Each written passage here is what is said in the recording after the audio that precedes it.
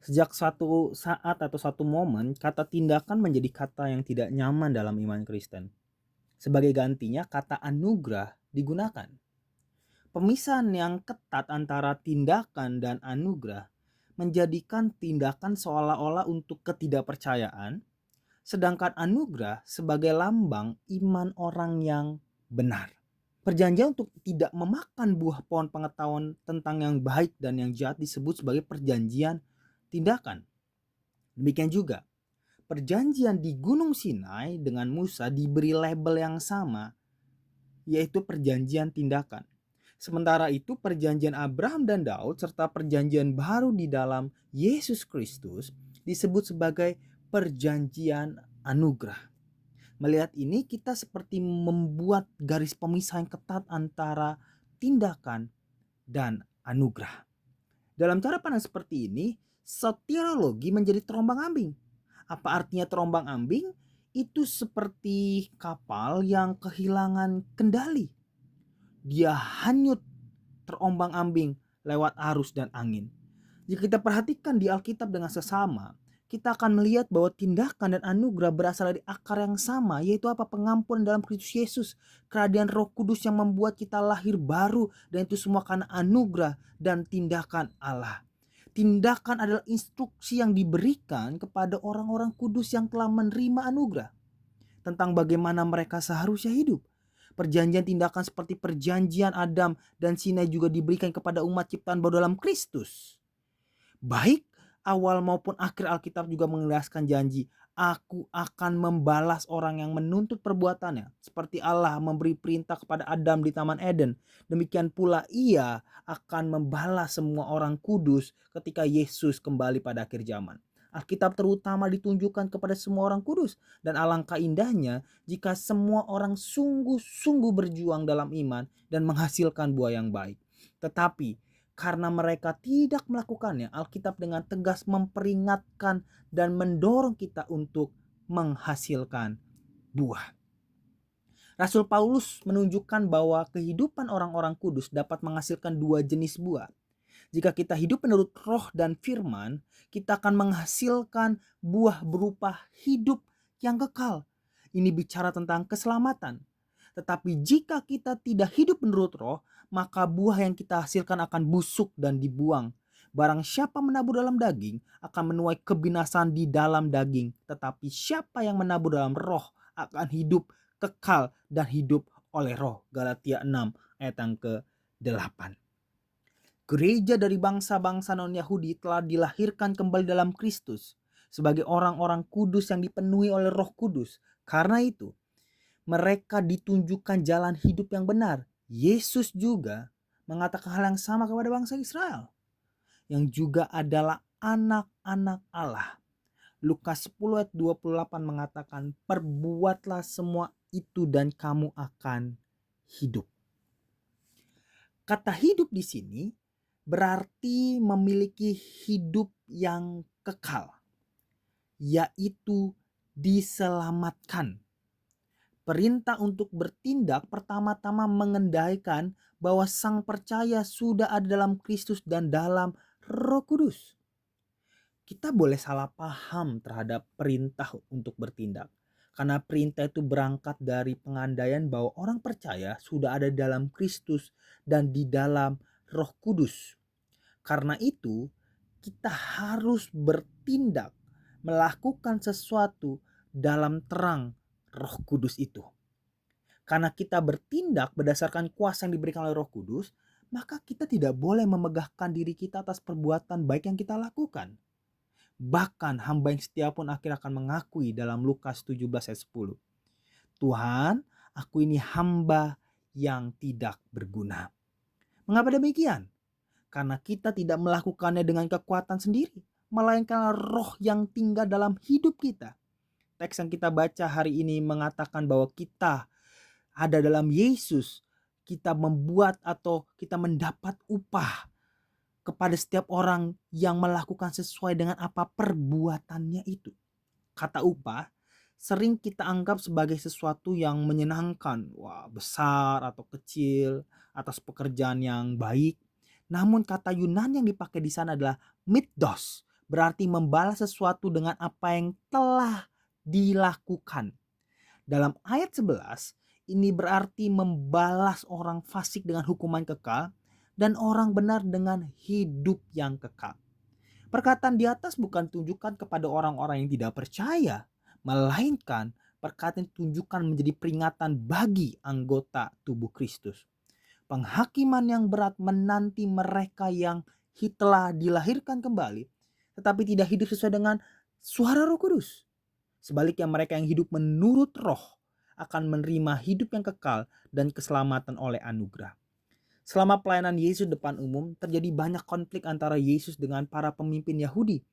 Bahkan sering sekali terjadi ketika Yesus menyampaikan ajaran, dia bertikai atau berkonflik dengan banyak orang yang mendengarnya. Injil seringkali menyingkapkan pertentangan ini karena menyangkut isu inti, yaitu siapa yang dapat masuk ke dalam kerajaan Allah.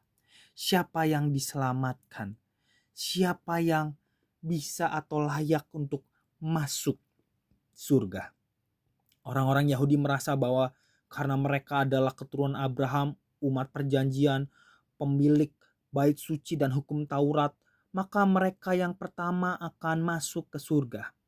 Tapi Yesus berkata sebaliknya, karena ia menekankan bahwa hanya mereka yang hidup dalam roh dan melakukan firman yang akan masuk dalam kerajaan Allah. Maka ia pun dibenci oleh para pemimpin Yahudi dan banyak orang.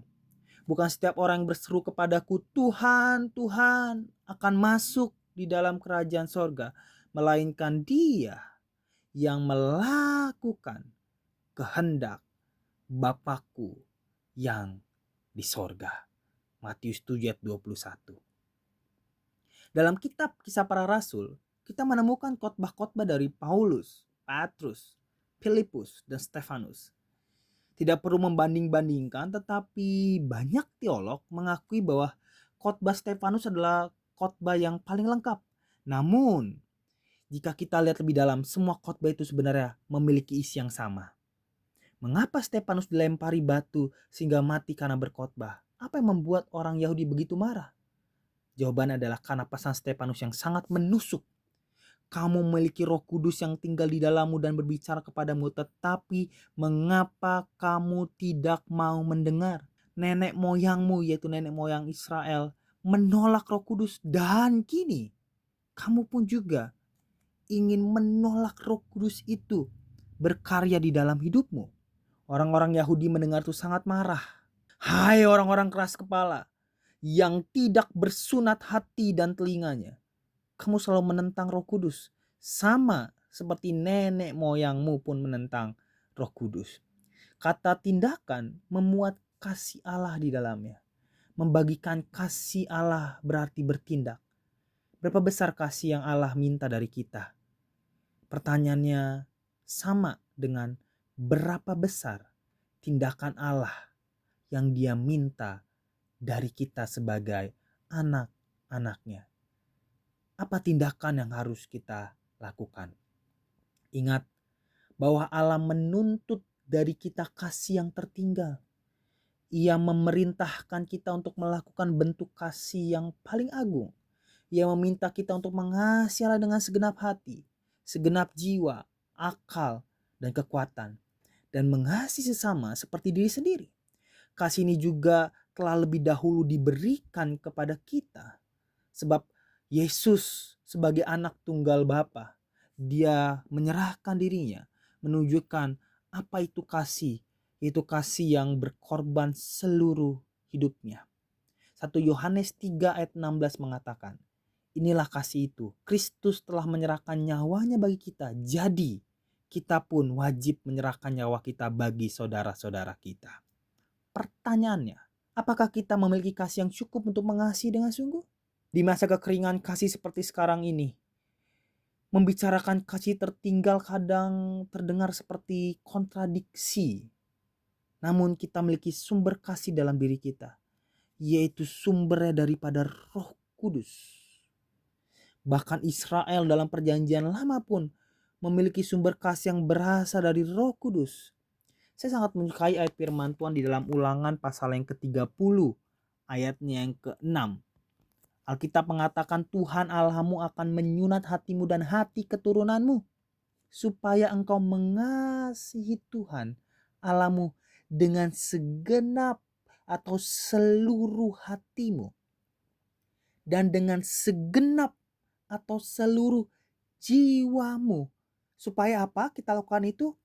Supaya kita, orang Israel, kita orang percaya, dapat hidup. Ulangan 30 ayat yang ke-6. Allah lebih dahulu menyunat hati kita. Dia membersihkan kenajisan kita. Dia membaptis kita, lalu mencurahkan Roh Kudusnya ke dalam hati kita. Kasihnya itu menghasilkan hidup yang kita alami, yaitu keselamatan kekal. Dan di perjanjian baru, Roh Kudus tetap menjadi sumber daripada kasih itu.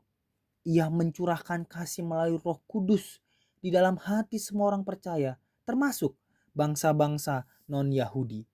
Pengharapan tidak mengecewakan karena kasih Allah telah dicurahkan di dalam hati kita oleh Roh Kudus yang dikaruniakan, diberikan kepada kita. Kebahagiaan kita sebagai orang Kristen bergantung pada bagaimana kita hidup bersama dengan Roh Kudus yang tinggal melekat dengan kita. Kebahagiaan sejati bukan berasal dari hal-hal lahiriah, kekayaan uang, tetapi berasal daripada Roh Kudus. Ketika kita taat dan menghasilkan buah roh, kita mengalami sukacita dan Allah sangat berkenan. Saudara-saudara pelaut yang Tuhan kasihi, setiap perbuatan baik yang kita lakukan di kapal dalam nama Yesus adalah buah kasih daripada Roh Kudus yang tinggal hidup bertumbuh di dalam hati kita. Hidup pelayanan kita, hidup pelayananmu bagi sesama pelaut dan pengorbananmu demi Injil adalah wujud kasih yang diberikan oleh Roh Kudus di dalam pekerjaanmu. Dan Tuhan mengingat serta memberikan ganjaran atas tindakan kita dengan pasti. Kiranya kita terus berjalan dalam Roh Kudus dan menjadikan kita semuanya sebagai keluarga pelaut yang tetap rendah hati, sungguh puas dengan hidup kita saat ini, dan tentunya kita akan memimpikan mahkota yang mulia yang akan Tuhan berikan kepada kita karena hidup kita melekat dengan Roh Kudus. Tuhan Yesus memberkati kita. God bless you. Mari kita berdoa.